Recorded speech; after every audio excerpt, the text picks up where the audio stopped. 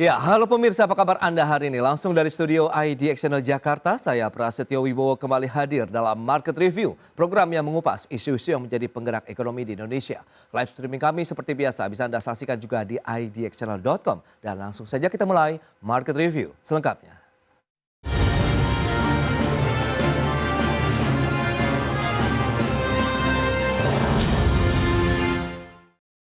Pemerintah masih percaya diri terhadap daya tahan APBN tahun 2025 dalam menahan gempuran tekanan ekonomi global. Dan APBN selama ini juga terbukti menjadi shock absorber bagi pemerintah dalam menghadapi perubahan ekonomi dunia, terutama terkait dengan kebijakan tarif resiprokal oleh pemerintah Amerika Serikat.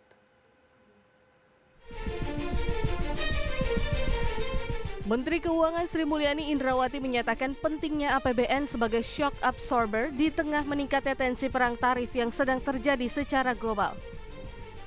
APBN juga menjadi salah satu instrumen utama dalam pengelolaan ekonomi nasional khususnya dari sisi makro. Bahkan Sri Mulyani menegaskan APBN menjadi andalan pemerintah saat menghadapi berbagai guncangan ekonomi terutama yang datang dari eksternal. Tentu lebih banyak kepada instrumen APBN karena ini salah satu instrumen di dalam pengelolaan ekonomi dan terutama dari sisi makro yang banyak sekali diandalkan pada saat menghadapi shock ataupun guncangan-guncangan. Sri Mulyani juga menyoroti kebijakan tarif resiprokal yang diterapkan pemerintahan Donald Trump yang bertujuan untuk menjaga kinerja dan laju perekonomian negeri Paman Sam. Menteri Keuangan menilai kebijakan Trump sebagai upaya yang telah menabrak prinsip-prinsip ilmu ekonomi.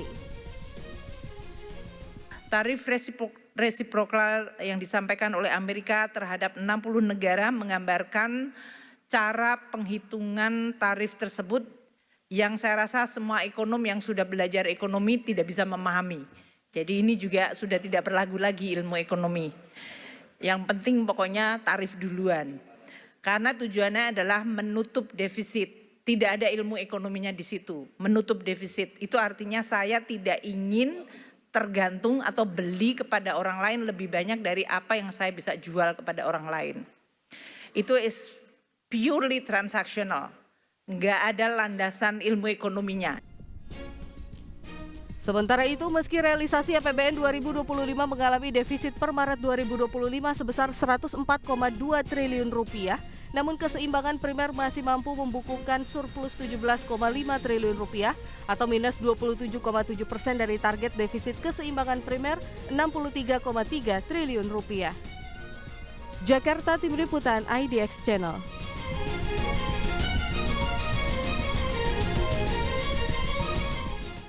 Ya, pemirsa, untuk membahas tema menarik kita kali ini, menakar resiliensi APBN menahan gejolak ekonomi global, kita sudah tersambung melalui Zoom bersama dengan narasumber Profesor Telisa Aulia Valianti. Beliau adalah ekonom Fakultas Ekonomi dan Bisnis dari Universitas Indonesia. Halo Prof, apa kabar Prof? Ya, baik. Terima kasih. Baik, terima kasih juga atas waktu yang disempatkan. Kemudian sudah bergabung juga ada Mas Angga Wira. Beliau adalah Sekjen Himpunan Pengusaha Muda Indonesia HIPMI. Halo Mas Angga, apa kabar? Baik Mas Pras, minal aidin wal faizin. Minal aidin wal faizin. Mohon maaf lahir dan batin juga untuk Prof. Telisa. Terima kasih atas waktu yang disempatkan. Dan sebelum membahas lebih jauh ini, menarik kalau kita cermati pemerintah saat ini masih percaya diri Prof. Seperti yang sudah disampaikan Bu Sri Mulyani tadi terkait dengan APBN yang menjadi shock absorber bagi Indonesia untuk menahan gejolak ekonomi global. Nah, apakah saat ini sebenarnya juga kondisi APBN sudah sesuai harapan juga dengan konsensus dari ekonom sendiri Prof? Iya. Ya tentunya gini, harapan kan kita pengennya bagus sekali gitu Iya. ya. Namanya harapan pasti kita ini yang terbaik. Namun kan realistisnya konsensus para ekonom kan itu juga melihat. Jadi mungkin perlu dibedakan antara harapan dengan konsensus ya. Kalau konsensus itu sudah ada ekspektasi mengenai realitas yang mungkin terjadi. Jadi sebetulnya kondisi APBN yang cukup berat di 2025 itu sudah diprediksikan oleh para ekonom karena memang melihat bahwa kondisi ekonomi kita di 2025 ini memang cukup berat ya dibandingkan dengan tahun-tahun sebelumnya seperti itu. Jadi kalau secara konsensus ya kita memahami gitu ya, para ekonom tentunya memahami bahwa APBN tidak bisa perform seperti yang kita harapkan pada kondisi-kondisi yang dalam kondisi normal. Oke. Karena sekarang situasinya memang sedang tidak normal. Karena APBN kita kan terutama sangat terpengaruh oleh harga komoditas, kemudian oleh perdagangan global ya, dan juga oleh kondisi resiliensi ekonomi domestik sendiri. yang utamanya misalkan dari sisi rumah tangga dan korporasi. Nah, sedangkan semuanya sedang menghadapi tantangan tersendiri, sehingga kita bisa bertahan dengan kondisi APBN yang tujuan kita supaya defisit tidak terlalu lebar, kemudian juga hutang juga tidak membengkak ya, tidak meningkat secara drastis. Nah, itu yang kita jaga, sustainability fiskal. Jadi kita sedang berjuang dengan itu. Makanya kan Oke. ada efisiensi anggaran dan lain sebagainya. Jadi overall sih sebetulnya apa yang disampaikan oleh Ibu Sri Mulyani terkait dengan kondisi APBN itu sudah diekspektasikan oleh para ekonom. Itu sudah diekspektasikan seperti itu.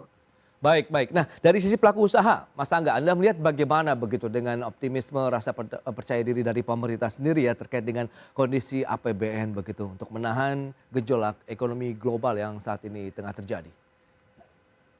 Iya, makasih Mas Pras ya. Tentunya kita harus tetap optimis ya di Ya. tengah situasi yang boleh dibilang cukup tough ya. Oke. Karena kalau kita bicara memang tarif yang disampaikan Donald Trump US ke Indonesia sebenarnya kalau dari sisi neraca perdagangan kan kita kan nggak gitu besar juga ya, hanya sekitar mungkin kurang lebih 9, something persen gitu ya. Oke. Neraca perdagangan kita ke ekspor kita ke Amerika dan sangat kecil lah sebenarnya. Tapi memang dampak yang lainnya yang ini memang perlu kita antisipasi ya, karena tentunya misalnya dengan ini kan sebenarnya trade war-nya antara Amerika dan China kan, dengan tarif yang tinggi yang diberikan oleh Amerika ke China dan mungkin sampai 100% sekian, pastinya China akan mencari market baru ya. Artinya bukan market baru, market yang sudah ada pastinya akan dibanjiri oleh produk yang mereka miliki gitu. Nah, ini kan juga pastinya akan membuat kita pelaku usaha makin sulit ya, karena kalau kita ketahui bersama tentunya ya ongkos produksi dan biaya produksi di China pastinya lebih efisien dan produk-produknya selama ini memang sudah masuk ke market kita. Jadi memang kami melihat APBN yang ada sekarang, kita lihat memang pemerintah berusaha melakukan efisiensi ya, belanja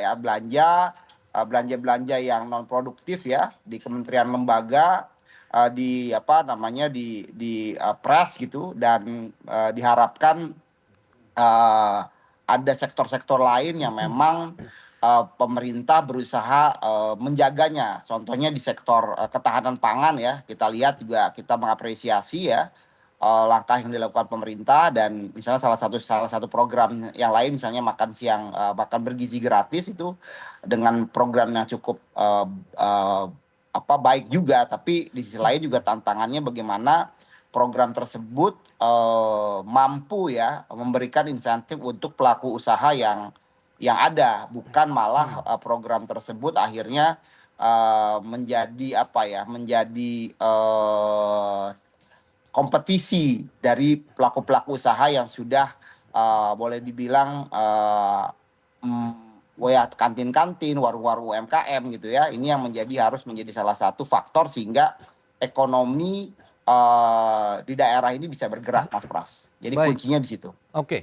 Nah, lantas Prof. Vitalis, kalau memang tadi sudah disampaikan Mas Angga, Anda melihat bagaimana dengan kondisi kinerja APBN tahun 2025 ini, mengingat per bulan Maret 2025 ini ada defisit APBN yang mencapai 104,2 triliun atau sekitar 0,43% ini dari PDB begitu, atau sekitar 16,9% dari target defisit APBN 2025 yang tercatat ataupun mencapai 616,2 triliun rupiah. Bagaimana analisis Anda? Ya, saya sudah melihat ya data-data. Kalau saya tentunya ingin melihat perbandingan dengan tahun-tahun sebelumnya. Jadi kita nggak bisa menilai hanya di tahun ini ya. Ya. Jadi bagaimana kinerja kita di tahun ini memang seperti tadi ekspektasi para ekonom memang cenderung akan lebih berat kondisi APBN kita. Jadi fiscal space kita makin lama makin terbatas. Karena sebelumnya kalau kita lihat di bulan yang sama tahun sebelumnya Oke. itu selalu surplus. Jadi 2023 itu surplus 0,61% dari PDB, 2024 surplusnya 0,04% dari PDB. Tahun ini defisit. Ya. Artinya yang biasanya Maret itu kita masih surplus, sekarang sudah defisit. Nah, Oke. makin ke sini tuh kemungkinannya makin defisit ya. Kecuali April mungkin ada karena ada penundaan dari pembayaran pajak, nanti mungkin akan terbantu seasonality efek pajak. Mungkin nanti bisa defisitnya lebih terkendali. Tapi setelah April itu kemungkinan defisitnya lebih meningkat lagi. Jadi kita membandingkannya dengan Maret sebelumnya ya, setahun sebelumnya itu Iya. memang kita mengalami penurunan di dalam posisi surplus atau defisit kita semakin besar. Oke. Nah, ini yang jadi tantangan. Jadi bagaimana menjaga keseimbangan antara penerimaan dengan pengeluaran pemerintah sendiri di dalam postur APBN 2025. Jadi bagaimana kita menjaga, karena kan kita punya rule of the game tidak boleh lebih dari 3% dari PDB kan. Iya. Nah, dengan situasi sekarang yang serba semakin berat ini, kita tetap perlu optimis. Ya, kita berharap sih perpajakan kita tetap baik ya, meskipun ada tantangan dengan nanti katanya disebutkan Kortex sudah mulai membaik. Nah, Iya. itu harapannya nanti penerimaan pajak bisa baik ya, ada peningkatan. Nah, kemudian dari sisi pengeluaran tadi disampaikan oleh Pak Angga juga bahwa pemerintah melakukan efisiensi. Nah, dengan kondisi sekarang isu mengenai tarif ya, beratnya ekonomi kita saat ini, kita harus melakukan manuver-manuver. Nah, itu kan butuh dana juga ya, butuh pendanaan-pendanaan, misalkan stimulus untuk sektor padat karya yang akan terdampak dari tarif. Nah, itu kan pasti butuh APBN juga. Nah, Betul. dalam kondisi serba sulit ini, tantangan kita untuk melihat kembali anggaran kita.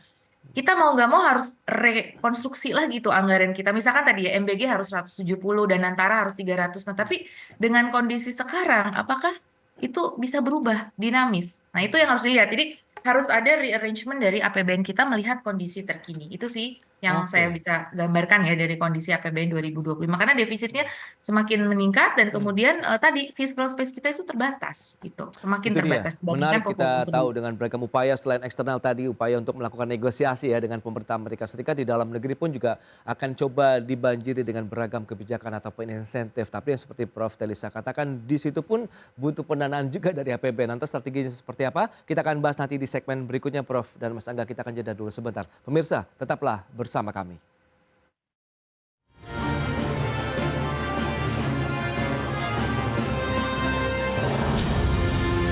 Iya, terima kasih Anda masih bergabung bersama kami dalam Market Review. Pemirsa, berikut ini kembali kami sampaikan data untuk Anda terkait dengan kinerja dari APBN per Maret 2025. Selengkapnya bisa Anda saksikan di layar televisi Anda.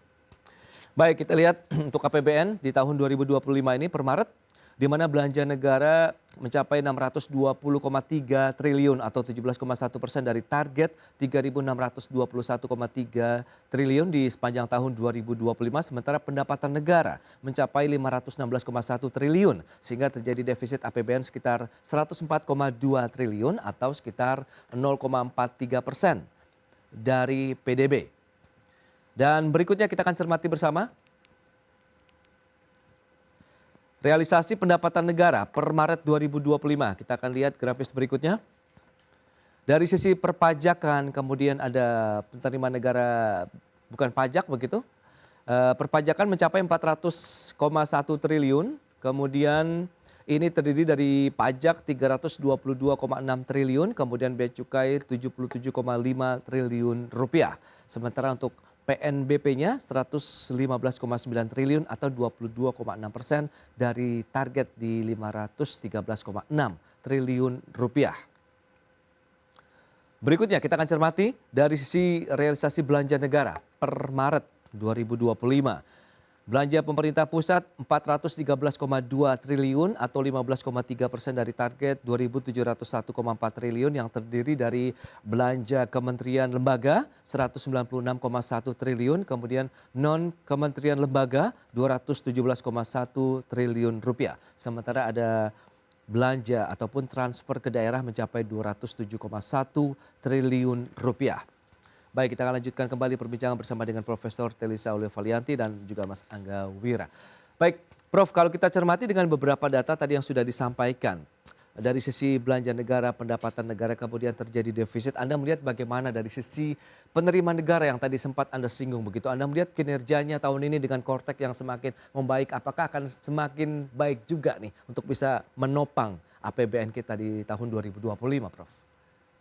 Ya, tentu kita harus optimis ya, karena pemerintah juga kita apresiasi selalu melakukan upaya-upaya Ya. untuk mendorong akselerasi dari penerimaan perpajakan kita. Hmm. Nah, kalau kita lihat, again, balik lagi ke data tadi yang membandingkan. Jadi memang Oke. kalau di 2023 itu penerimaan pajak itu sudah mencapai 21% Baik. dari target. Nah, kalau yang 2025 kan 16,9. Jadi ada penurunan ya kalau dibandingkan dengan kinerja 2023. Tapi kalau dibandingkan 2024 more or less sama lah 16%-an juga gitu. Tapi kemarin kan sempat ya banyak sebetulnya potensi-potensi penerimaan perpajakan karena di perusahaan-perusahaan yang saya ngobrol juga ya karena sering ada consultation dengan perusahaan-perusahaan kita hearing mungkin nanti dari Pak Angga juga ya sebagai pengusaha bisa Ya. mengkonfirmasi. Kemarin tuh sempat ada kendala Cortex gitu kan, ada sistem baru, sistem lama. Jadi masalah-masalah terkait sistem. Sebetulnya mereka mau bayar segera, tapi karena ada sistemnya itu ada kebingungan, susah, websitenya error dan sebagainya. Jadi ada hal-hal teknikal yang kemudian itu menghambat dari sisi penerimaan. Nah, memang itu PR besar ya untuk pelaksanaan sistem baru itu butuh transisi yang smooth gitu. Nah, disitulah padahal itu nanti kalau itu sudah dibereskan sih seharusnya kinerja pajak kita bisa jauh lebih baik seperti itu. Itu ya yang kalau bicara penerimaan. Terus kemudian kalau kita lihat Kemenkyu sendiri menyatakan bahwa pun terjadi perlambatan dalam penerimaan perpajakan selain permasalahan sistem itu memang disebabkan variabel makro yaitu penurunan dari harga komoditas. Jadi penerimaan pajak kita itu sangat sensitif terhadap harga komoditas. Nah, karena harga komoditas kita trennya mengalami penurunan, nah itu juga penerimaan perpajakan cenderung mengalami penurunan ataupun perlambatan. Jadi itu ya kira-kira kalau kita lihat dari sisi perpajakan ini. Jadi kita berharap nanti Indonesia bisa terus mendorong ekspornya, industrinya, agar penerimaan pajak yang dihasilkan dari kegiatan ekspor dan industri itu bisa menopang penerimaan kita. Karena kita saat Ya. ini memang sangat butuh ya. Dan kalau kita lihat penerimaan, itu sebetulnya kalau kita bagi dua ya, penerimaan perpajakan itu kan ada penerimaan pajak, kepabeanan dan cukai.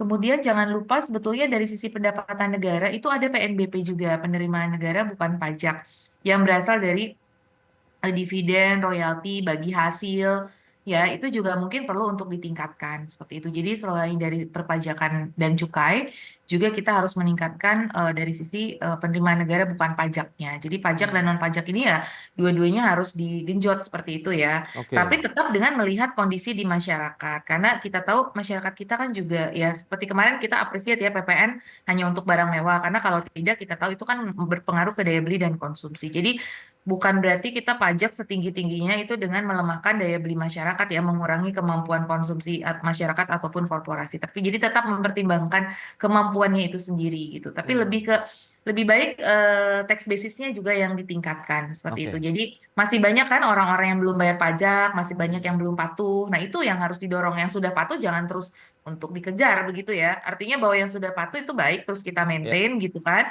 Nah, yang ini masih banyak kan tax avoidance, tax evasion. Nah, itu harus dikejar oleh pemerintah juga gitu. Jadi jangan istilah berburu di kebun binatang. Yang sudah ada di kebun binatang itu, yang belum ada di kebun Ya. binatang itu yang harus kita masukkan gitu ya. Istilahnya yang ke dalam sistem gitu loh. Jadi istilah itu ya kita nggak mau mematikan dari yang ada yang sudah patuh gitu ya. Jadi justru kita harus meningkatkan tax basis kita sebaik mungkin untuk meningkatkan revenue perpajakan ini. Jadi memang harus Ya. inovatif juga sih. Kita Betul. mencari sumber-sumber perpajakan baru juga harus inovatif. Baik, Prof. Nah, dari kacamata HIPMI sendiri, bagaimana Mas Angga Wira melihat begitu? Tadi sudah disinggung juga oleh Prof. Telisa, begitu dari adanya beragam sistem yang sudah dilakukan, begitu Cortex dan lain-lain. Apakah itu masih menjadi kendala saat ini kalau memang ini bagian daripada upaya dunia usaha begitu untuk menopang juga kinerja keuangan negara? Iya, tentunya kita memberikan apresiasi ya terhadap pemerintah yang melakukan inovasi, terobosan-terobosan untuk meningkatkan penerimaan pajak kita. Oke. Karena ya secara faktual memang penerimaan pajak kita ini kalau kita bandingkan dengan negara-negara tetangga saja ini kan kita masih sangat rendah, Mas Pras ya. Baik. Padahal kan Pak Prabowo punya target ya untuk meningkatkan tax ratio kita yang hingga 20% misalnya. Nah, memang kalau kita lihat tadi disampaikan di data juga defisit kita sebesar 104,2 T ya. Iya. Atau 0,43% itu ya sebenarnya kalau kita lihat memang masih dalam batas yang aman ya Mas Pras ya. Tapi nah ini juga kalau kita benchmark dengan data di periode sebelumnya, nah ini memang kelihatannya memang penerimaan kita agak tertatih-tatih tadi ya, yang tadi Prof juga sampaikan apakah memang itu ada dampaknya terkait terkait memang sistem yang sedang di Cortex ini yang sedang dijalankan, atau memang secara ekonomi kita mendapatkan tekanan ya yang sangat berat. Di sisi lain tadi Oke. dengan adanya penghematan atau efisiensi anggaran ya, tentunya yang biasanya memang di triwulan awal itu kita ditopang oleh belanja juga di APBN, karena adanya penghematan, dan penghematan itu dialihkan untuk beberapa program yang sebenarnya pipeline-nya boleh dibilang belum siap 100% Mas Pras ya. Jadi Oke. belum pergerakannya tadi ya, yang kita lihat misalnya untuk Danantara, untuk MBG ini kan infrastrukturnya masih sedang disiapkan ya. Jadi belum bisa berjalan sebagaimana yang kita harapkan bisa menjadi salah satu trigger ya untuk melakukan pertumbuhan ekonomi ya. Karena menurut saya ini salah satu cara ya pemerintah sekarang ini punya strategi yang lain, tidak hanya mengedepankan belanja berbasis APBN, tapi juga bagaimana ada collaborative action dengan mengajak pelaku usaha, atau dengan strategi misalnya dengan Danantara itu investasi misalnya. Ini kan belum kita lihat secara faktual dampaknya secara langsung seperti apa, Mas Pras. Di sisi lainnya tadi dengan adanya tarif yang diberlakukan oleh Trump, pastinya ini kan membuat kita juga shock ya. Nah, ini kan perlu cara atau perlu strategi yang tepat, dan kemarin Pak Prabowo di Sarasehan, kebetulan juga saya hadir ya. Ya kita harus agile dan harus ada fleksibilitas. Tapi tentunya ini tidak bisa dipukul rata juga. Misalnya kan kemarin ya Pak Prabowo menyampaikan terkait adanya fleksibilitas tentang kuota-kuota ya impor yang memang selama ini ada di komoditas di komoditas pertanian yang. Nah, ini mungkin bisa ada fleksibilitas ke depan. Tapi di sisi lain kami melihat dari pelaku usaha misalnya, kita juga harus menjaga ketahanan industri kita gitu. Program-program misalnya TKDN yang selama ini sudah on the track, menurut saya ya harus jangan serta-merta misalnya di trade off begitu saja. Harus dilihat ya industri-industri mana yang memang masih perlu adanya suatu jaminan dari pemerintah, seperti itu, Mas Pras. Baik, itu dia beragam upaya sudah dilakukan. Kita akan lihat juga bagaimana seperti sudah disampaikan Mas Angga, Presiden Prabowo dalam Sarasehan Ekonomi memang menyatakan kondisi ekonomi global juga saat ini tengah terguncang begitu ya, akibat kebijakan tarif masuk yang diberlakukan oleh pemerintah Donald Trump. Sejauh mana nanti dampaknya juga bagi dunia usaha di tanah air, kita akan bahas nanti di segmen berikutnya. Kita akan jeda dulu sebentar, dan pemirsa, kami akan segera kembali usai pariwara berikut ini.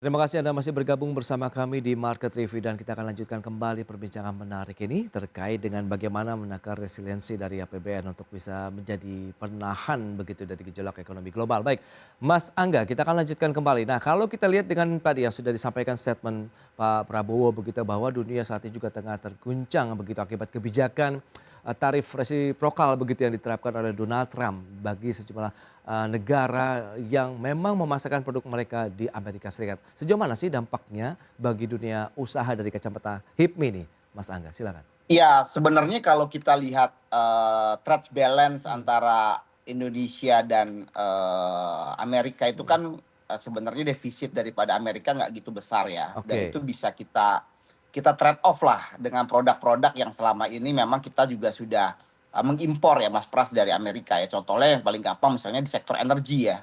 Sebagian besar kan LPG kita kan impor dari Amerika, dan juga beberapa produk-produk pertanian seperti gandum dan lain sebagainya. Itu dengan mudahnya. Tapi kan di sisi lain yang kita khawatirkan bukan kita dengan Amerikanya gitu, tapi dampak yang lainnya dengan negara-negara yang lain. Contoh misalnya dengan China ya, ketika mereka juga tidak akan kesulitan masuk ke pasar Amerika dengan tax yang begitu tinggi ya, automatically kan mereka akan merelokasi pasarnya, atau misalnya pasar yang udah ada di Amerika ya di Indonesia misalnya akan dibanjiri oleh Iya. produk-produk dari China gitu. Yang jelas pasti harganya akan jauh lebih murah ya, karena Yes. mereka akan berpikir ya lebih baik mereka jual murah daripada industrinya harus terhenti.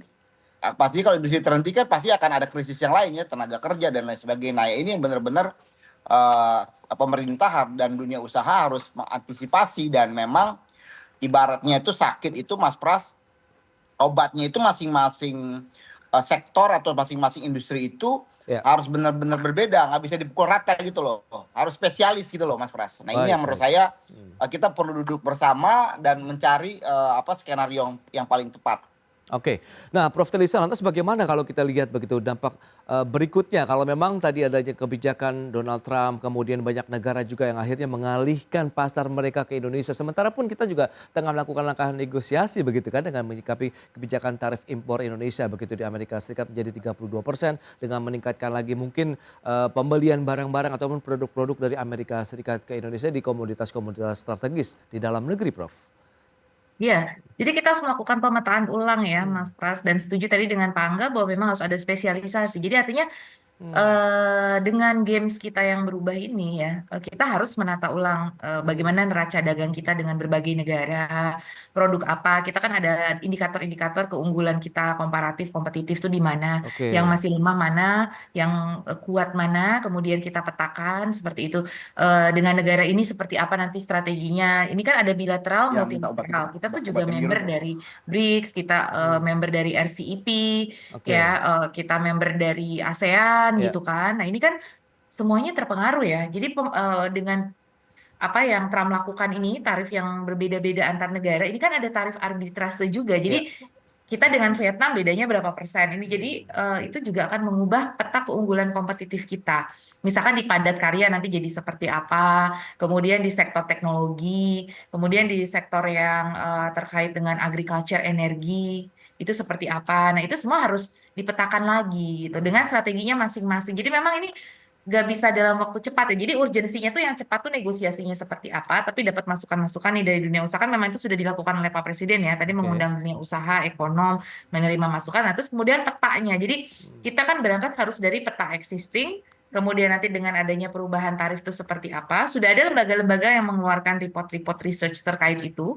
Nah, tapi harus lebih didetailkan lagi. Oke. Kemudian nanti bagaimana strategi dari masing-masing sektor. Seperti itu. Nanti ke negara ini seperti apa strateginya gitu. Jadi memang harus Oke. duduk bersama tadi ya untuk memetakan ulang, kemudian ya merumuskan strategi bersama tadi Nah, gitu. Prof, Tapi dengan intinya harus mengamankan pasar domestik juga sih Mas Pras. Karena yes, itu tadi itu. kalau enggak kita kebanjiran dan semua negara juga nyari pasar kan. Betul, Semua betul. negara Itu dia yang nyari paling utama. alternatif dari AS kan.